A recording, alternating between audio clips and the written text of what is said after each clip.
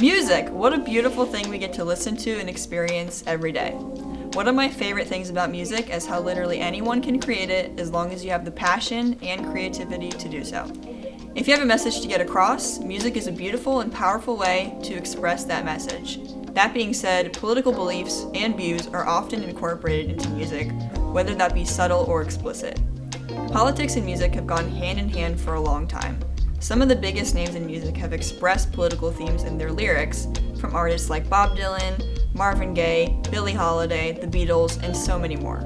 As we're nearing the 2020 election, in this segment I'm going to be talking about just a few of the many political songs that have been released in the past 4 years since Donald Trump was elected president.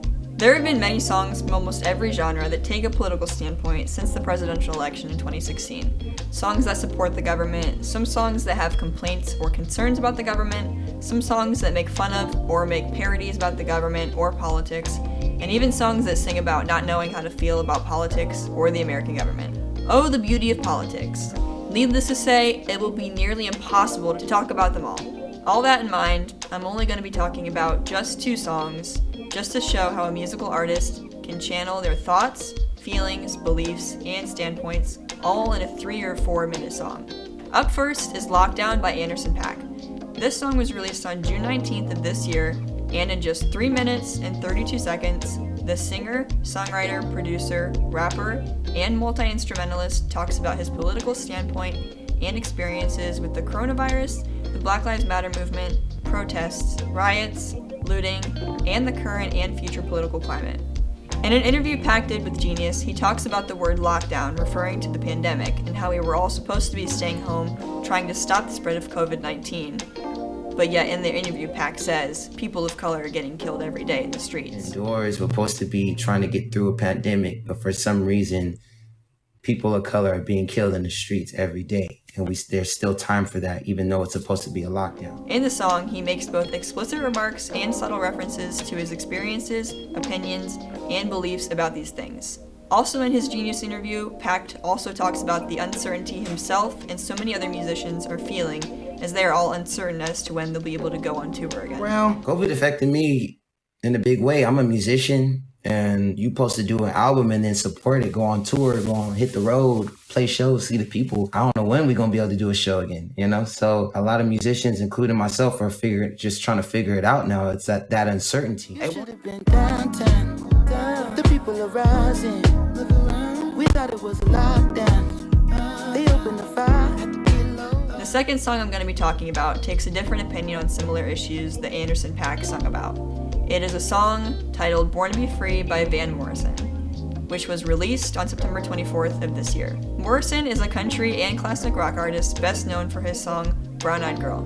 Maybe you've heard of it. Either way, this song is interesting as it is possibly the first song, at least that I've heard, that goes against the government's regulations of lockdowns set in place to stop the spread of the coronavirus. One of his lyrics says, "Don't need the government cramping my style." I don't know about you, but that sounds pretty political to me. Morrison recently wrote online that the government's actions are destroying the country's live music industry and have taken away personal freedoms. This song takes a controversial standpoint on a political issue, which is pretty interesting. In a Rolling Stones review of this song, Morrison talks about making a song with this standpoint because he thinks to be a committed artist is to have your life's calling constantly being jeopardized. This isn't the first song by Morrison to be taking a different standpoint on a political issue, but it is the first regarding the coronavirus. Don't need the government cramping my style. Give them an inch, they take a mile. Okay, so like I said, those are just 2 songs that have been made about political issues. There's so many more I could talk about, like the Childish Gambino's This Is America, which is probably the most notable political song since the 2016 election, which was released back in 2018. Both the lyrics and the music video for that song cover some heavy issues about race, gun violence, systematic racism, and so much more in very subliminal ways. The number of parody songs is countless, and they are entertaining to listen to and or watch. Some popular artists that have also taken a political standpoint in their work include artists like Kanye West and Chance the Rapper. Do you have a favorite political or protest song that I didn't mention? Let us know on our Instagram, Facebook, or Twitter, all at ZTV Lowdown.